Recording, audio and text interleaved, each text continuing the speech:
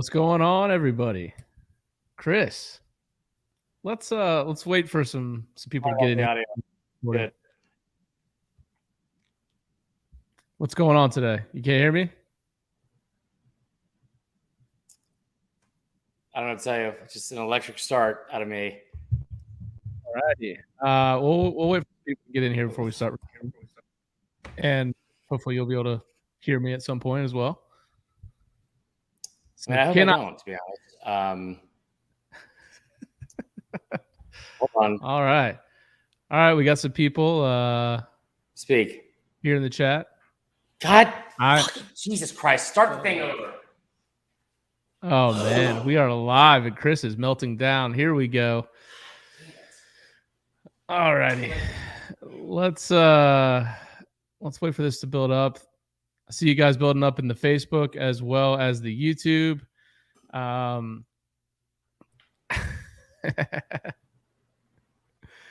right, we got doesn't matter if he hears you, he never listens anyway. Guess it doesn't matter at that point. Now let me see if I can kick Marler out, add him back to the stream. Maybe this will help. How about it, Chris? Can you hear me now? All righty. William Gray, no, you in fact are not late. We haven't started recording yet. We're going to let this thing build up a little bit before we get going. Chris is having some technical difficulties here. But we will get started here in a second. How you guys doing? Did you have a good weekend? Did you watch the U.S. Open? Any of you fathers out there, have a great Father's Day. We want to start hearing from you guys. So chime in the chat. We can see it come through here, whether you're on Facebook. I don't know if we can see Twitter comments, honestly. It's probably for the best if we don't anyways. But if you're on Facebook, if you're on YouTube, you can send in comments. Chris, can you hear me yet? Oh, you can hear me. Well, I can't hear you, which is the good part. Damn it. Oh, no, there you are. Okay, we're back.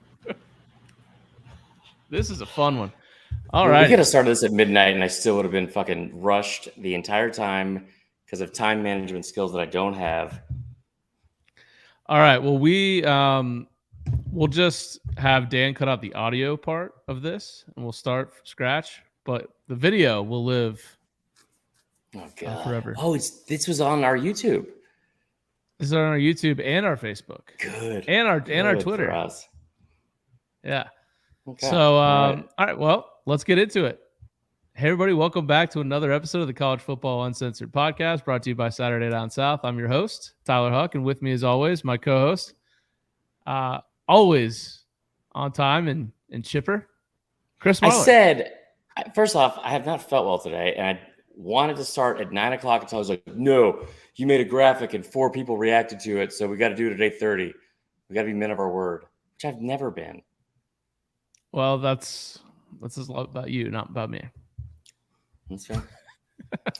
Anyway, yeah, we're actually going to talk football this week. Well, we let's get down to it now, Chris. I did something that you did a few weeks ago. Picked up this guy. There you go.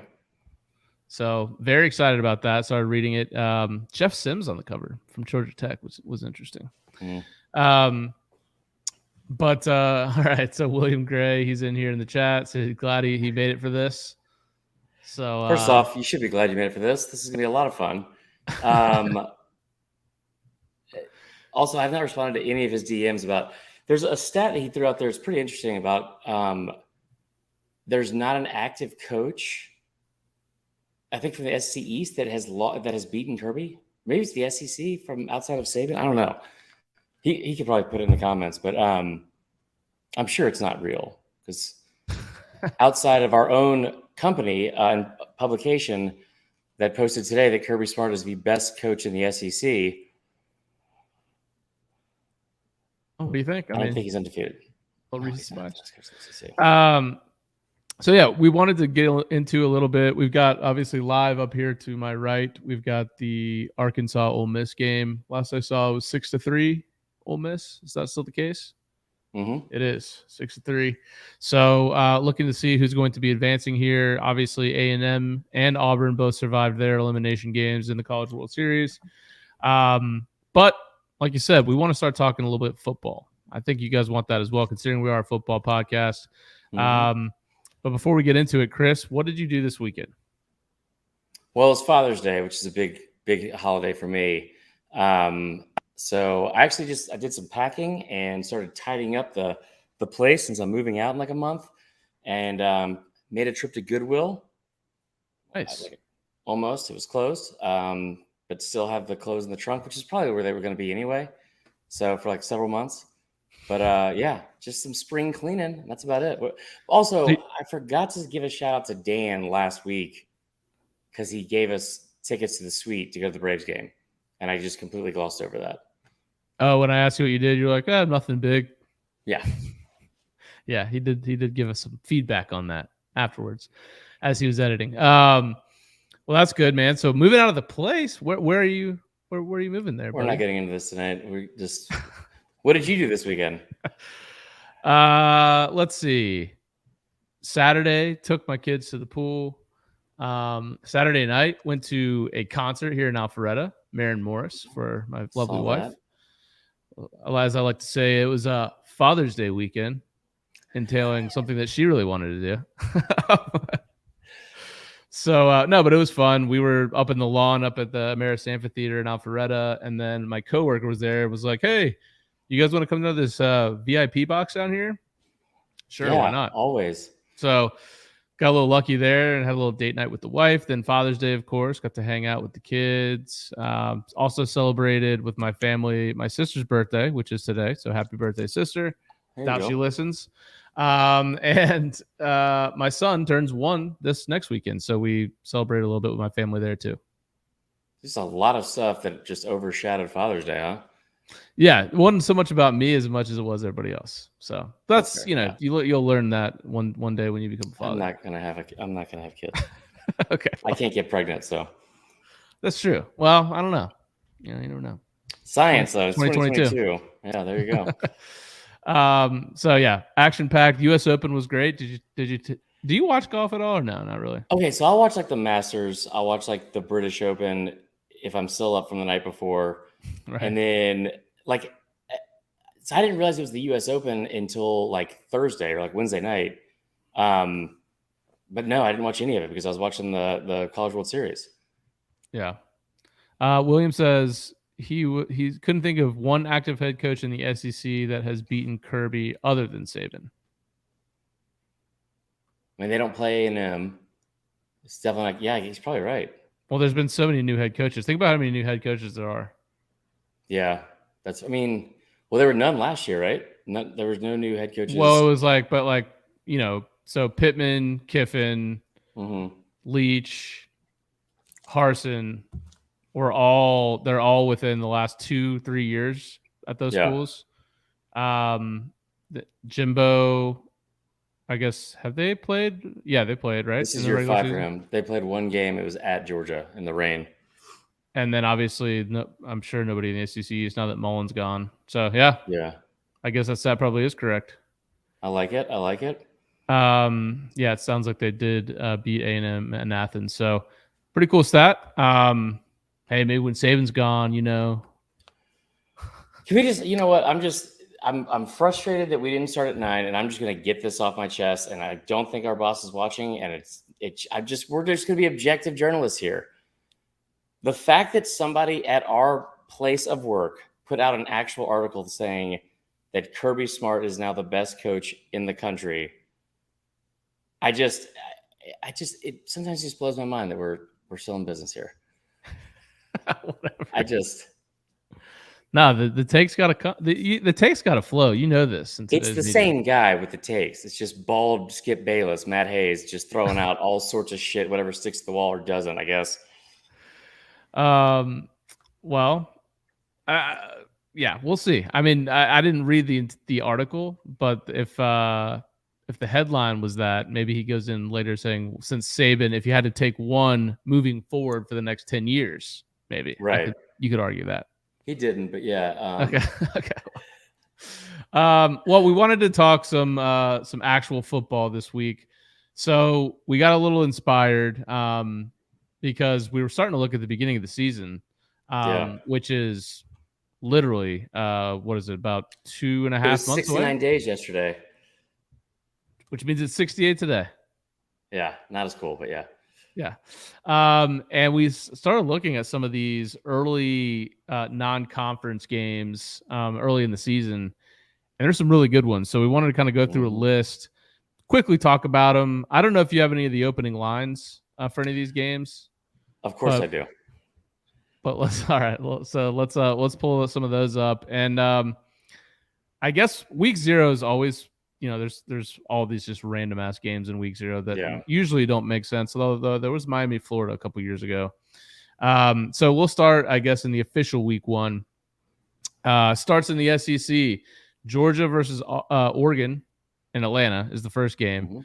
I'm super interested in this game for a couple reasons. So obviously you got Dan Lanning going out to Oregon. Right. You got obviously Kirby is kind of his mentor, I guess. This is Georgia's first game coming off a national title. They lost 15 players to the NFL draft last year. So to start a season right off the bat, one in the transfer portal, right? No, they did. Like before the spring game, they hadn't lost a single player. Well, I'm almost positive. Georgia? I mean, obviously the only team in the SEC that hadn't lost a single person going into the spring game. Jermaine Burton?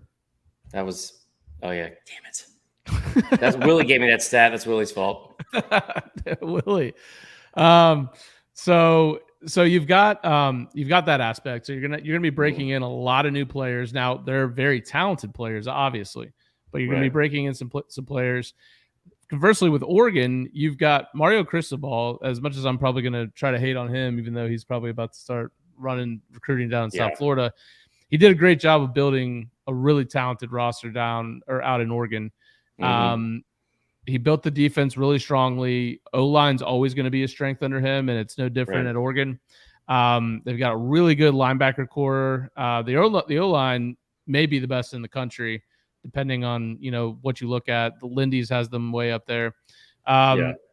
Big thing is quarterback for Oregon. I mean, if it's Bo Nix, do you really feel great about that? I mean, I don't think he goes to Oregon without thinking he's going to start. Well, and he played for the offensive coordinator, Kenny Dillingham. He was at Auburn for a year with Nix. His freshman year, So, and that, I mean, I guess arguably was his best year.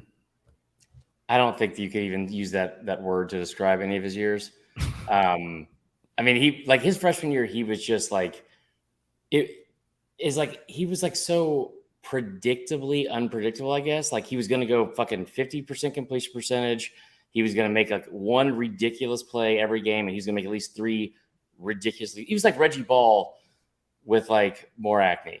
He was a more pimple-faced Reggie Ball. Reggie Ball, man, what a name. But so that should be really interesting. It's in Atlanta, so you got to think it's going to be 80-20 Georgia fans. So it's basically going to be a home game. I don't know that Oregon fans travel or care that much about football, but maybe they do. Do you know the early line on that game? Yeah, it's actually pretty surprising too. So I looked all this up on DraftKings Sportsbook. They've got all the game of the year lines out already, and also all the first week lines out as well. So hold on, where to go here? Georgia is a 17-point favorite against Oregon. 17. Wow. I don't feel like that's even high enough. Yeah, I mean, what's funny about Oregon is I don't know, when you think about last year, what are your memories of Oregon? Because they were pretty good. I mean, they beat Ohio State at Ohio State. Yeah. But then it was they still didn't win the Pac-12. They got drubbed by Utah twice, which is tough to do. I mean, and also, yeah, I mean, they peaked early, I think, like you said, at Ohio State, which we all love to see. I don't know what all they have returning. Like, you lose Penei Sewell to the draft the year before, right? You still have one of the best offensive lines. The thing that Cristobal did at Oregon that like as much success as they've had under Chip Kelly and like with Mariota and other guys like that, they would never recruited nationally like they did under Cristobal. They were like really able to like get that done and also still own a lot of like Northern California and like some of like the 5 stars out of that state, like Justin Florence or Flo, the linebacker. I just don't see them being able to compete in any sort of way with Georgia. And that's not even like a detriment to like anything like with their success this season. It's just that Georgia's going to be that good, and it's in their backyard, and they're more talented. Like, you talk about all the people they lost to the draft, they're more talented on offense somehow. Like, and it's by a lot. Yeah, I mean, I would especially think, at receiver and tight end. I mean, it's going to be disgusting. Well, and think about this real quick. I get the tight end position because you have like this influx of like former, not just 5 stars, but like elite all-time generational type recruits with like Eric Gilbert. But the fact that you're going to be better at receiver, right? Like, you lost George Pickens, who's a 5-star. Like, I know he was hurt, like, going into his last year, and you also lost Jermaine Burton, and you're going to be better at that position. And I don't think it's even in question. Yeah, I totally agree. That I think the offense is going to be, until the defense has time to gel, considering they lost pretty much the entire starting 9. I think the offense is going to have to carry the load, like especially in a game like this, where the defense may just take time. That defense, it's almost like any defense that comes after that one is just going to be disappointing to the fan base, because you can't get better than what you did last year. Now, you have players that are obviously very good, but just the cohesion mixed with the talent last year, I think is going to be very hard to replicate ever, if not, especially early in the year, this coming year, which is why I think this game could at least be somewhat interesting. Oregon did, USC is ridiculous, by the way. So Oregon, the running back Travis Dye, who was like, he had 1,300 yards last year, 16 touchdowns. He transferred to USC. Of course he did. Yeah, that makes sense. So. Hold on. Go back real quick. Like, you talk about like the defense having to catch up. I mean, I feel like we're forgetting the fact that like that defense is going to be coached and have like the most attention focused on like from Kirby, right? Like, he's a defensive first coach. Kirby's not out there calling plays. Like, I mean, if he was, he probably wouldn't have had Stetson Bennett be the quarterback for these last few years. We're not going to get into it, but like, you talk about how it's going to be a drop off. It will be a drop off because of like the staggering numbers they put up this year, right? Yeah. But it's still a defense that was the number 1 scoring defense in the country 2 years ago, and they ranked in the top 20 the year before, and that was when they were like decimated with injuries. So I know they lost like a ton of talent, and more than they ever have, more than anyone has, obviously, to the draft because it set a record. But you still have Jalen Carter, who's possibly the best NFL prospect from that group last year. You still have Nolan Smith, who was the number 1 overall player in the country coming out of high school, that like really showed out in the playoffs. I don't think they're like Keely Ringo is going to be a top 15 pick. I don't really see them struggling on defense because I don't think Kirby will let them. Yeah, struggling is probably not the word. It's just more so it's not going to look like it did last year at first, especially. Just because you're going to have this is the first time you're playing a different team, and now like you're not playing the same offense you play every day, so it'll just be interesting. I mean, they could shut out Oregon in the first game, and I could just be totally wrong, but I mean, 17 points is heavy, especially coming off that title last year. I'd love to know, and it'll be fun when we get into the individual team previews closer to camp, what people are hearing in camp about kind of just the attitude and the mindset around this new team, right? That Georgia's going to run out there next year, because every year is a new team, right? I mean, it's completely different people oftentimes, and so you lose a lot of leaders. It'll just be interesting. That's all I'll say. I don't think I know it's like complacency is obviously like an issue at a lot of places. We're in like foreign territory right now because we've never been in this position since we've been alive, like Georgia being defending national champs. I just don't see, like, especially that fan base, I don't see them resting on any laurels going into next season. Like, I feel like, like the hype will be kind of the same. And I brought this up a couple weeks ago, and it sounds crazy, but like they're almost flying under the radar at 3 in the preseason polls, which is like they have an easier path to go undefeated than any other team in the top 5, top 10. I mean, like, and really, we never gave Monken enough credit what he did on offense.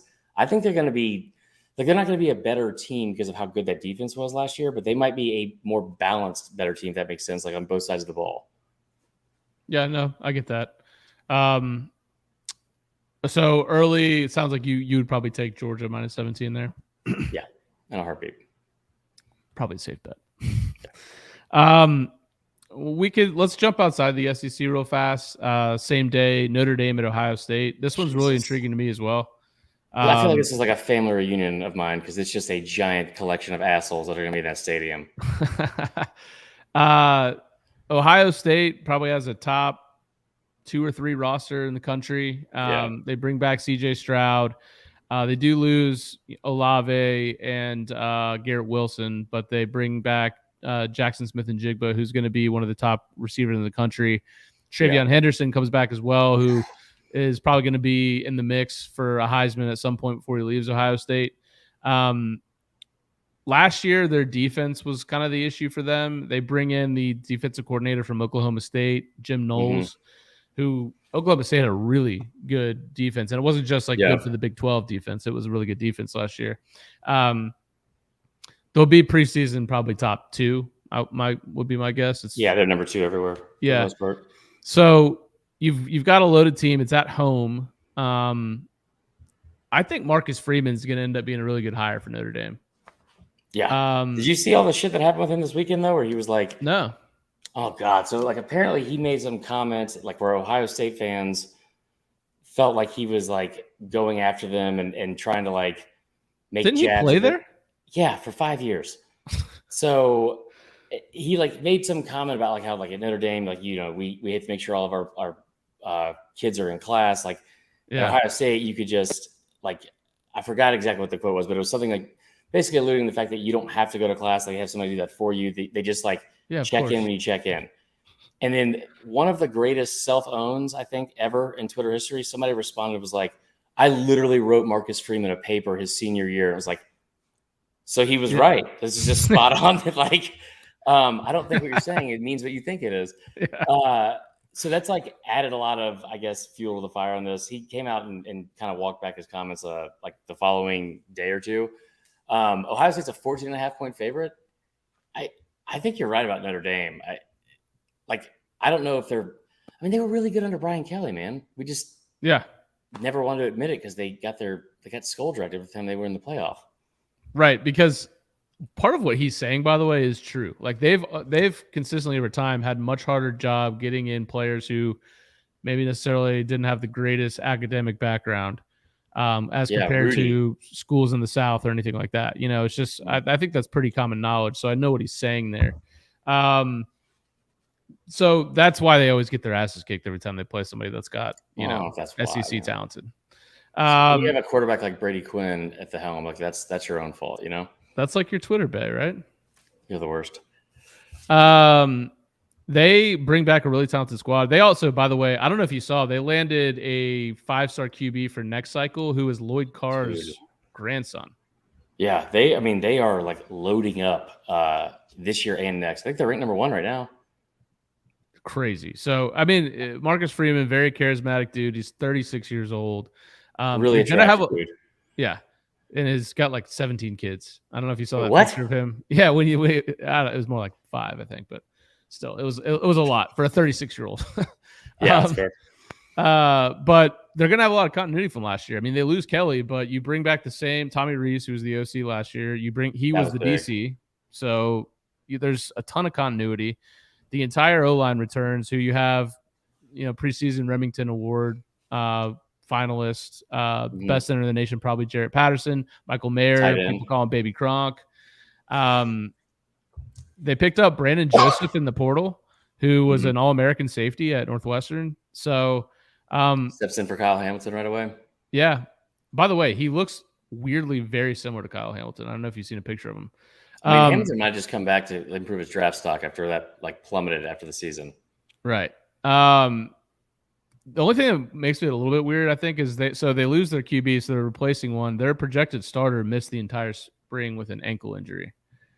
So that seems a little disconcerting if this is your first game. But anyways. I mean, they're not going to beat Ohio State. Ohio State lost to Oregon last year at home. Yeah. Now, okay. That was because their defense sucked last year. Awful. Oregon went up and down the field on them. Everyone did. They were like, they gave up like, what was it? What was the numbers they gave up like against Michigan State? It was like gaudy against a not a great offense either. Oh, against Michigan State? Yeah, hold on. I'll look it up. And Michigan destroyed them. Yeah, that is true. So they gave up oh my God. So this is hold on, this is 2019. This is from last season. They gave up over 400 yards to never mind. Michigan State, they gave up 224. I was way off. What was I thinking of? Like Michigan, they gave up almost 300 yards rushing, which is, and they gave up almost 500 yards total. Like they gave up 500 yards to Oregon and to Tulsa in back-to-back weeks. And they're really, they held Indiana to under 200, but everything else is over 300, near 400. Like that is not like most Ohio State defense we've seen. So Trevor, I think he's talking about Ohio State, but I don't see it anywhere where they're number one. But Trevor Garza wrote in, he said they're number one now, but how many SEC teams do you think they finished behind? I think Ohio State is like. I think, yeah. I don't think probably at least maybe one. The one that they started behind would be my guess. So again, like I think that like just after watching spring practice and after seeing like some of these like rosters take shape, I just like the schedule, especially like Ohio State, like who do you have? Like you have Notre Dame at the start. You just bookend your season with two somewhat difficult like games against teams that you're superior in talent against. And you also get them both of them at home. Georgia and Ohio State in the Natty makes the most sense in terms of like a manageable schedule and being able to get there like unscathed. Yeah. Trevor wrote in, he said he's talking about the recruiting class. They were number one. Yeah. So for Notre Dame. Yeah. Oh no. They'll be behind Alabama, Georgia, Texas A&M. Yeah. At the very least. But recruiting's so weird. I don't trust anything now. I just saw right before we signed on today, Louisville got I think like the number one running back in the country for next year, or top 2. And he's like a top 15 player overall. They have a 5-star wide receiver committed, and like the top quarterback they've got since like the Purdue coach, Brian Brom. Like, yeah. Like, I'm like, okay, you think that Louisville's going to sign all these guys? By the time it gets down to it, there's no chance. So it's so hard to keep up with now too. I don't like, I'll tell you what, Graham Coffey, Dog Out West, like one of my best friends, love him to death. He gets really into recruiting, and like you have to be like cut from a different cloth to be able to stay focused on that shit for that long, especially with how much people like change their minds. Yeah. He made a comment the other day, and it was like, I think that Georgia got a 5-star DB out of Alabama this week. And I think that was like one of the Georgia responses was like, you don't think that game in Indianapolis this January meant something? You don't think that'd matter on the recruiting trail? And it was like, honestly, yeah, I thought like winning a fucking national championship probably did matter in recruiting just a little bit. But also in the same sense, Georgia's like one of the few teams. I don't feel like they lost anybody like going late into the season with like, what do you call it, decommitments and stuff. Well, when you're committed to the game, as Georgia and Alabama and A&M are, it's hard to lose recruits, honestly, unless you're probably losing it to one of the other two. So yeah, I don't know. I agree with you. I think Ohio State probably, just given that year 2 of Stroud, they return a ton of talent. Oof. Did you know the line on that? Did you see that? 14 and a half. 14 and a half. Yep. Yeah, that hook is going to be an issue. We got a lot of other good games to talk about, though. Yeah. So keeping it in the SEC for the rest of them, really. That same day, you've got Utah at Florida, which is a really intriguing matchup. Yeah. I don't. Is that like a home and home? Like, does Florida go out to Utah next year? No, they don't. And I'm glad you brought that up because they actually signed up for their first home and home against Colorado in 2029 and 2030. And that will be the first time they play a actual non-conference game, like at a true away game, since 1991. Yeah, that's really insane. How does that happen? Like, how does that happen?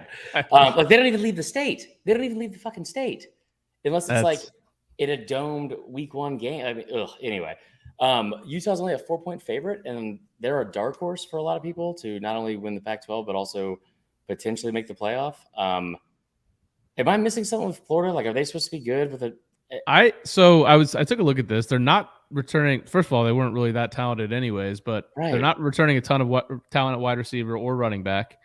They're implementing a new defense, 3-3-5.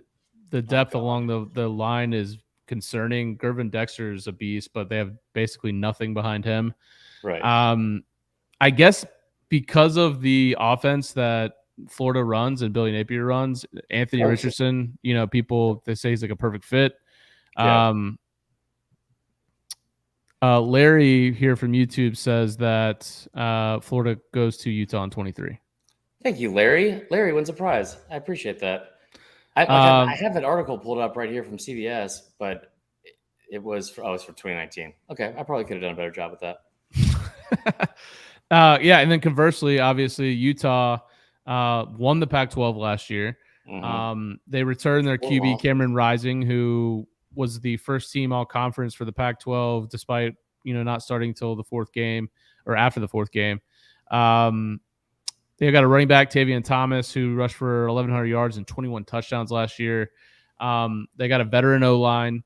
Obviously, coming out from Utah, going down into the swamp in early September, not going to be nearly the same conditions they're used to playing in. So I could see that honestly being – how do you even practice for that, honestly? I mean, I don't know. Like, go, I guess, cut off the heat and like abandon Costco for a few months and then just let it bake. I mean, Florida is like, it is a different level of humidity. Also, the thing about Florida is like you're right on top, like the fans are right on top of you. And it'll be, it's the opening week. So people, like, they haven't had like all their hopes and dreams broken yet. So the 4-point line was really surprising because actually it's down to 2 now. Like, I understand like it being a very difficult environment to play in. I understand like traveling across the country, all that kind of shit. But like the trajectory of where these two teams are projected going into this season, that part doesn't add up. But I will also say there's not a quarterback with a higher ceiling, like it's just more of an unknown, but like more potential and a higher ceiling. Maybe not a player in the country like that has the same ability as Anthony Richardson. I mean, we've seen very limited action from him. The 2 games that he was like actually got extended playing time in, not great. Georgia and LSU. Right. But still like projected to be like potentially a top 10 pick. Like everyone that's seen him play knows like the skills are there, right? I don't know what's around him. Brenton Cox is going into his 17th year as a senior finally. But it's year 1. Like under Napier, I think is going to be a good coach, but like they were really bad last year. And like that team that went to the Cotton Bowl, went to a New Year's Six game the year before, they were a 4-loss team then. So I just I'm missing something. Yeah. I don't know. But it's always with gambling and with Vegas. It's just if we're missing something and it feels so obvious, I would feel good as a Florida fan. I don't know, for some reason. Yeah, for sure. Obviously Utah lost Devin Lloyd, 1st round running back, but they replaced him weirdly enough with Mohamed Diabate or whatever. I don't know how to say his last name. Diabate from Florida, played at Florida last year. He's playing at Utah now randomly. So, that'll be an interesting game though. That'll be a very good early test for Florida because you get it at home, but you're playing a competitive team, but it's from the Pac-12. So it's like, hey, you feel like you should win a game like that. Be a good litmus test early. I mean, yeah, you're right. Like I think SEC fans are always going to feel like they should beat Pac-12 teams, but like Utah's built differently than a lot of other Pac-12 teams. Like they are just like much more of like a grinded out like physical, hard nosed. Like, I mean, and they do have a really, really good quarterback. We saw how much, how explosive the offense was in the Rose Bowl, but like, I don't know. I think outside of Cristobal and what he did at Oregon, like you talked about, like in the trenches, I don't think there's a more similar like SEC style team in the Pac-12 than Utah. Yeah, no, that's a good point. Yeah, Kyle Whittingham's done a great job. Apparently, people think it may be their best offense since 2004, that Urban Meyer team. Larry Pilgrim is the MVP of this entire broadcast, by the way. Just, I mean, throwing out all sorts, like just nothing but facts right now. Larry says, I live in Florida and 7 p.m. Early September is actually not bad. Richardson will have success as Utah will have 2 new linebackers and a new DN, which will help him in running. Fair. That's a fair point. I love the feedback here. Just so you guys remember, if you're tuning in on Facebook, you can comment and we'll see the comments come in live. If it's a good comment, we'll post it here for everybody to see. If it sucks, probably not going to do it. All right. Keeping with the same day, September 3rd, Cincinnati. This is an interesting game, by the way. Cincinnati at Arkansas. Obviously, last year, Cincinnati, this is their last year. So last year, they made it to the playoff, and they kind of fizzled out as one thought they might.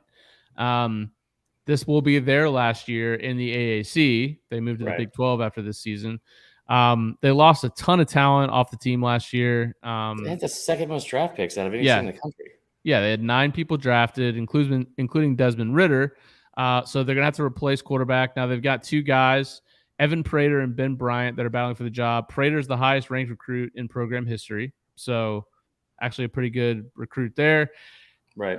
Interesting story on Ben Bryant. He started out at Cincinnati. He transferred to Eastern Michigan last year, started all 13 games, threw for 3,000 yards, 14 touchdowns, and then transferred back to Cincinnati.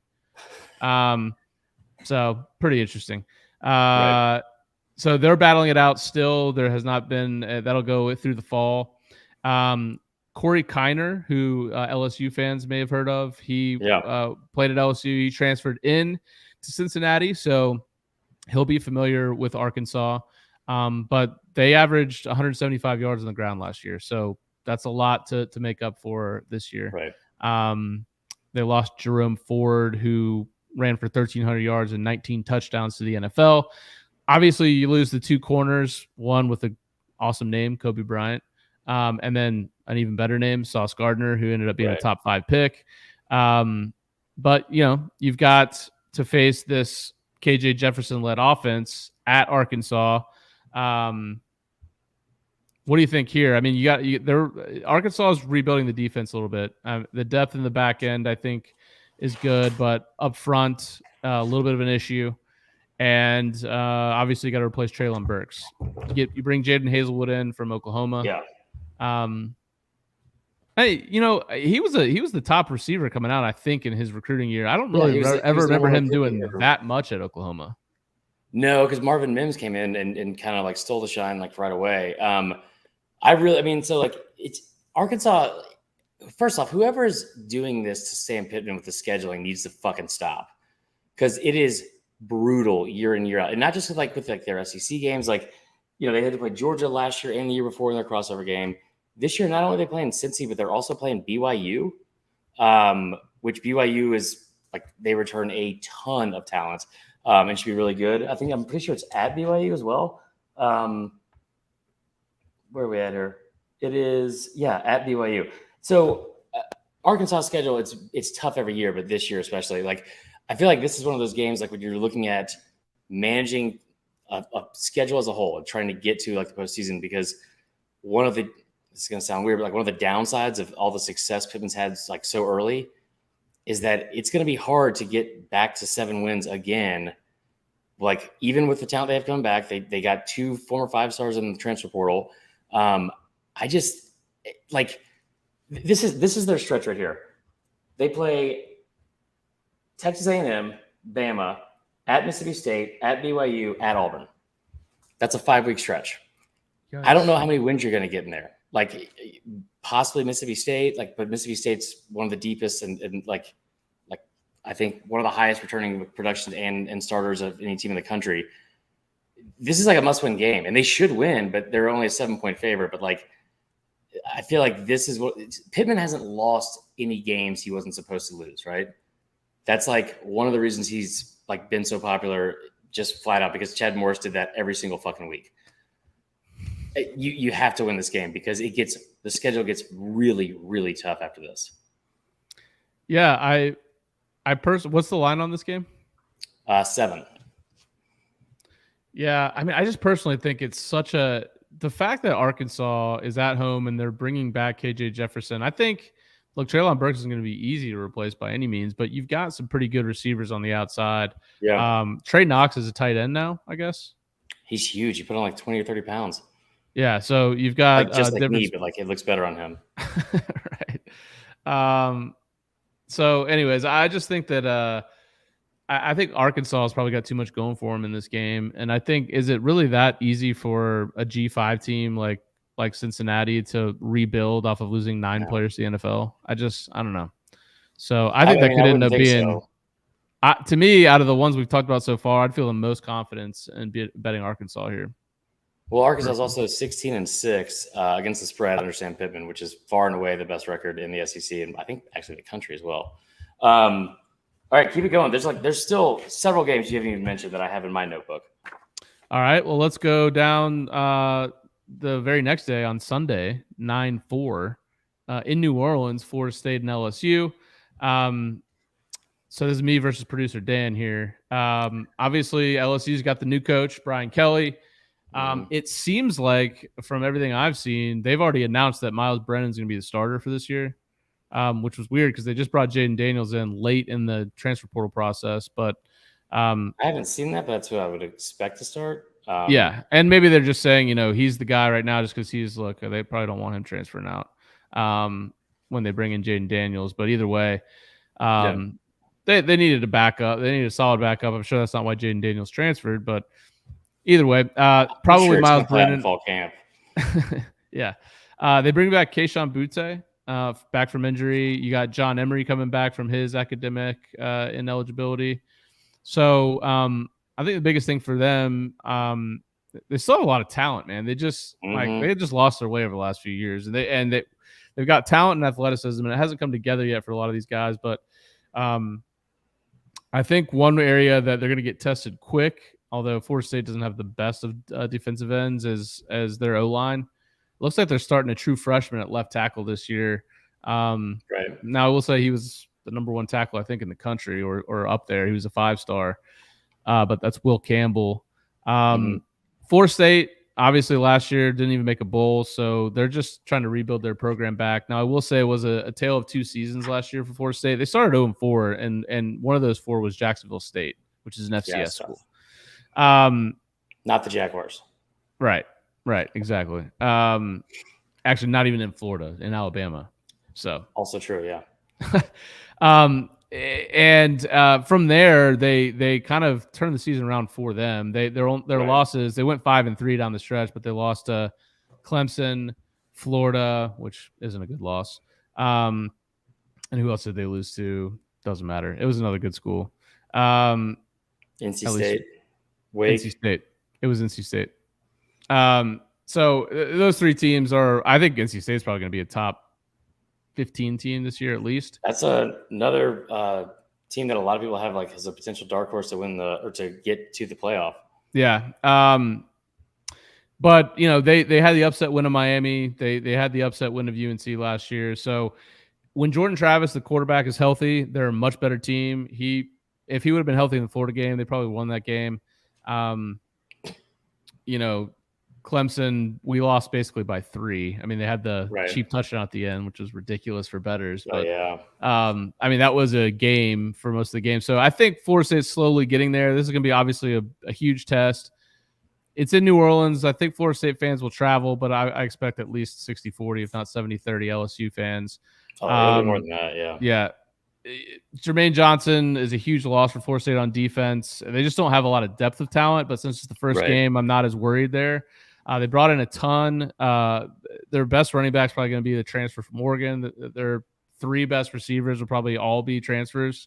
Now, one of them unfortunately got in a car wreck and probably won't play in this game. He'll probably be available in later in the season. But to me, this is like desperation time for Mike Norvell. You have a bad year this year. You might not get fired, but you're going to be on the hot seat next year going into 2023. So I think he's feeling the pressure. He's got to win this game. It's a short spread. I think LSU is only like a 4-point favorite.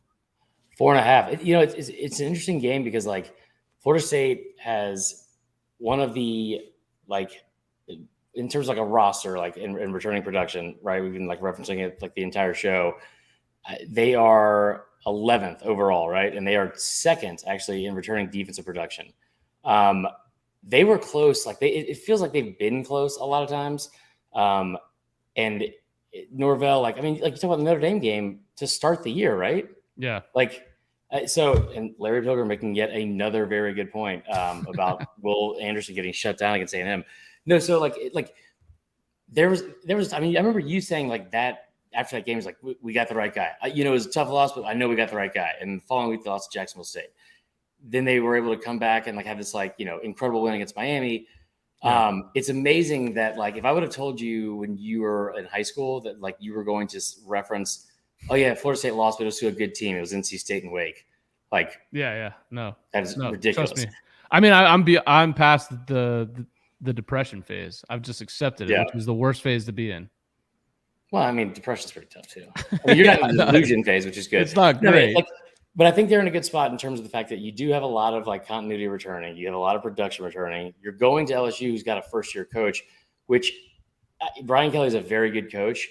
It's going to be interesting to see how those two things mesh. Like Brian Kelly, like just angry, red-faced. He killed a guy. I mean, people forget. People don't talk about it enough because he's such a good dancer. So we just, you know, we kind of sweep it under the rug. But like this is a game that I think all LSU fans, like especially leading up to, will tell you that they expect to win and would be shocked if they lost. Like especially with like how laughable Florida State's program has kind of become, right? Yeah. The fact that the line's only 4.5 and you're in LSU's backyard, I think that says a lot. I mean, it's a really good spot, I think, for Florida State. Yeah, I think if Florida State can win this game, it's big for them, and it's a perfect game because LSU is a huge name in name, right? Like you beat LSU, that's a good win. You go on the road, you beat an SEC team, that's a really big, especially one like LSU. Right. That's big. Also, LSU isn't LSU of a couple years ago, right? Not even close. No. Now they will I think Kelly will do a good job with that program, but this is year one. They're relying on transfers, especially on the O-line, to kind of get them through so he can get his players in. So you're catching them at the right time. Right. And as far as Norvell, this is where I think this is the first year where the excuses, you're done with them now. You can't blame COVID anymore. You know, you failed to bring in some top level recruits. So I think this is big. I think Norvell is a good coach. I don't think he's the best of recruiters. And so ultimately he's going to have to win to help him on the recruiting trail. And if he doesn't, he's done. So I think it's a big game for him. And I think that's going to be one of the more intriguing ones of the weekend. And it's national primetime game on a Sunday night right before Labor Day. So, yeah. All right. What other games? I know we want to talk Bama, Texas the next week. Did you have any more the first week? We don't have to, I mean, we're gonna get into Bama, Texas. Like it's. I think in terms of impact, it has like it could potentially have a bigger impact than any of these other games, just because I think Texas is going to be. I know people like laugh about it every time it's said, but like I do think they're going to be really, really good this year. Like at least really improved, and which may not be saying much because they were 5-7 in year one under Sark, but like. Just the amount of offensive talent that they're bringing in at the skill positions, I don't see. And you also kind of like shore up like the problems of the offensive line with 2 5-stars. If you give Sark that much talent, I don't see how he fails because it's never happened before. Right. I mean, like, so I think that Bama is going to be offensively, they should be fine. The offensive line is a nightmare. I don't know. Like this should be the best defense they've had since probably 2016. Return a lot of talent in the secondary, all that kind of stuff. I just think that Texas is going to be an offense that's going to be able to put up like 45 plus points a game and maybe like lead the country in that aspect. 5 stars everywhere, right? And Bama has been really bad on the road, and people don't really bring that up for some reason. But like, you had a 2-point win against Florida, You lost to A&M. You should have lost to Auburn. You had a 2-point win in 4 overtimes in that game against a team that was 6 and 7. They've looked really bad at times on the road. I'm trying to think. I feel like there's another one in there too, but they've struggled over the past little while. I feel like, and it's kind of gone, flown under the radar. But just a really big opportunity for Sark and for Texas in that game. The other games that I had, I was going to say real quick before we move on. I feel like the Quinn Ewers stuff gets no talk because it happens so early in the process, and at the same time too, Caleb Williams came along and he kind of stole some buzz as far as quarterbacks, and the Jordan Addison thing happened. But Quinn Ewers was supposed to be a generational QB that came out last year. The highest ranked recruit in the history of recruiting. Right. I mean, so that is the top. And again, you have 5 stars all around him too. So yeah, I mean, I think that I've been wrong before, and I know the entire state of Texas and Sam Ehlinger have been wrong as well, but I think they are going to be really good this year. The other ones, and this is that game's of the second weekend, right? The 3 other ones I wrote down: Arkansas at BYU, which I'm not going to get into because I watched a documentary about Mormons this past week, and I'm not over that emotionally. And then Trevor Garza, A&M fan, is not buying into the Texas hype. But the other 2, so and again, surprised you didn't bring this up, because I think that they're really, really big opportunities for teams that are given no shot going into these games. Miami going to Texas A&M, and then Auburn playing at home against Penn State. I don't know why, everything that happened in the offseason. I know they lost their last 5 games. They blew a double-digit lead in 4 of their final 5 games. They ended the season horribly. Everything that happened in the offseason wasn't Brian Harson's fault. He didn't do any of the shit that the boosters said he did. That's an insane thing, by the way, to just make up. And then they're just going back to normal. It's everything's fine. They let him play fucking paintball with the kids, which seems pretty dangerous if he's being berating kids in the locker room. But all of these things that that's a weird, that those boosters are they lack the self-awareness to be you know what, maybe we should take a step back. They're got to be around them the whole time. Jesus Christ. Comment section going ham. Every year that Auburn is supposed to be down, and this is more of just I don't know if it's a coincidental or a luck thing. Every year they're supposed to be down, they're not. And I know they lost with coordinators. They lost a lot of talent. You return maybe the best running back in the conference, maybe the country, with Tank Bigsby.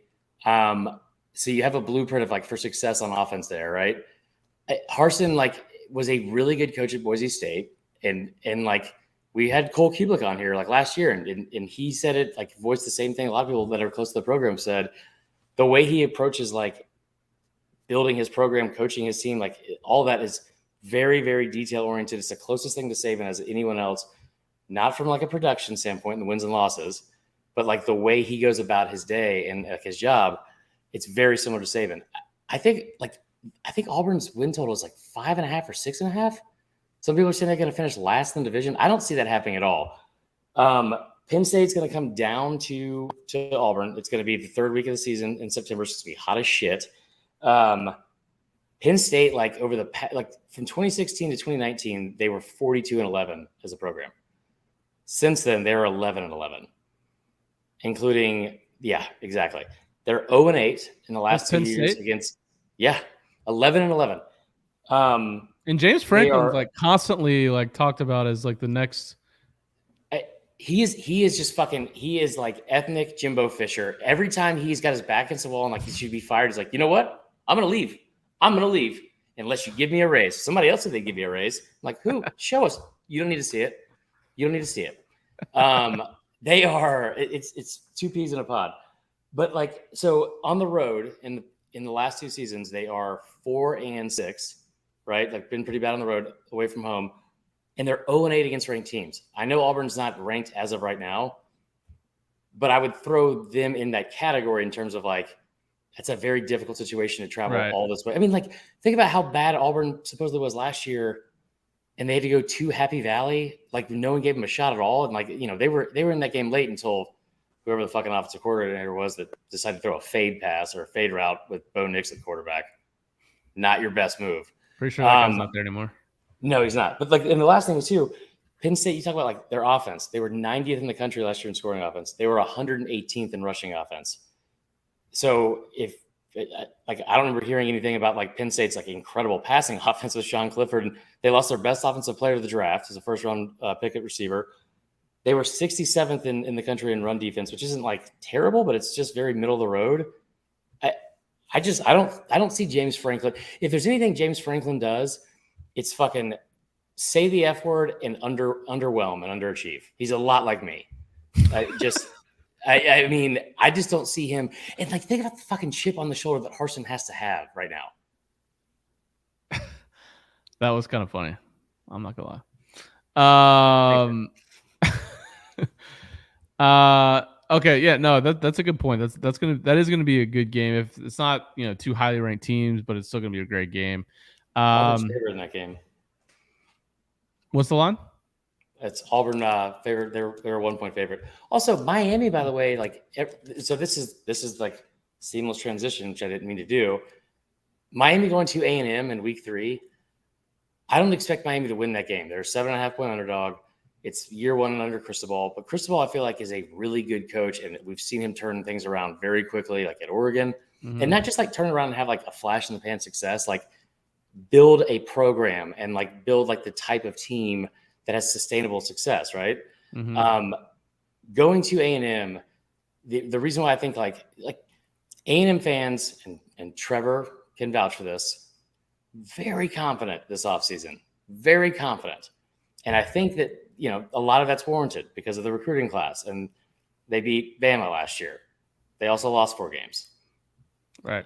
They lost on Kip's birthday weekend, which is I don't think he's gotten over that. Yep. I know I haven't.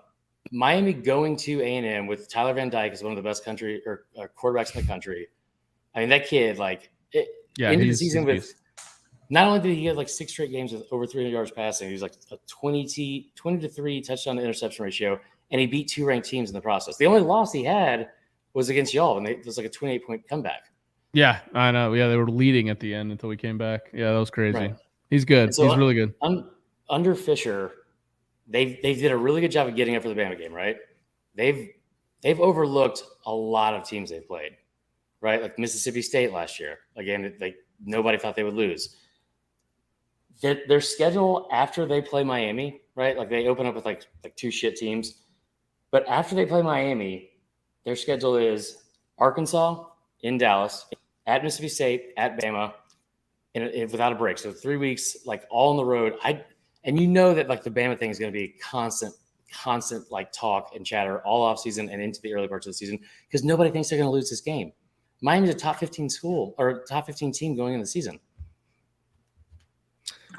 Do you see this another fantastic Larry Pilgrim stat here? Cristobal 1-3 against Utah. We got a Utah fan out here. Larry, hit us up after this. We're gonna get you some sort of prize. I guess we could make Utah stickers. You've been great, man. You're the best. Yeah. Thanks for the interaction, guys. We're gonna do a better job of getting this stream promoted earlier so more people will join. But you say you're just saying it about me. What did I do? You didn't do anything. Okay. We both. That was a problem. We both will. And once we start doing it every week, people get used to it, and it'll be appointment viewing. I guess we should start posting that Facebook group again. That was tough to get a word in there nowadays. I don't know. So I appreciate the love, Larry. He says, great show. Thank you, sir. Yeah, man. Well, shit. We've done an hour here on the first week of college football. It's much easier when we actually have football content to just get some stream of conscious going, rather than to, try to know about Notre Dame baseball. Well, we're just all Notre Dame baseball fans now, forever. Yeah, right. Yeah, that's true. Final quote here from the crowd. This is pretty funny from Trevor. Don't worry, Chris. We aren't allowing ankle monitors into the stadium, so Miami skill players will be unavailable for the game. So that's because they're all used as best friend bracelets with all the boys. By the way, do you see they're out in Omaha right now? And I just have to show you the video of I guess he's a former Yell leader. He like ran down like the aisles, like to the very front row, like in front of the dugout to lead a cheer. And in the process, I don't know if this is normal or if he just did it to like add some flair, but he like did one of these in the middle of it before he did the finger guns. I mean, we got to get on that shit, dude. That is, I know we're both like booed up right now, but like if we ever get single again, we got to fucking learn how to do that. Oh yeah. I mean, talk about attracting women. Nothing gets women faster than finger guns, all beige outfits, crew cuts, and just and sharks. lashing out irrationally at Nick Saban. All right. Well, this has been a good episode. For you guys that are in the comments, we appreciate you being here. Go tell your friends. 8:30 to 8:45 on Mondays through the off season, and then of course when the football season gets kicked off, we are going 2 times a week. As you guys know, we'll get the call line back going as well potentially. We'll see. It never went down. That's true. It's still up there. We got to go check to see how many psychotic voicemails we've gotten from my dad deepest and defense. one guy from Planet Fitness. So we appreciate you guys tuning in and being the first people to kind of start watching us on YouTube and Facebook. We're going to be doing this every week. Thanks as always for those who are listening on the podcast versions. Go give us a 5-star. Go unsubscribe from our podcast, resubscribe, and then give us a 5-star review so we can be at the very top of the charts. That would be pretty badass. Just don't forget to resubscribe though. Yeah. So 2 things real quick. I don't want to get political, but did you see Biden fall off that bike? I can't. I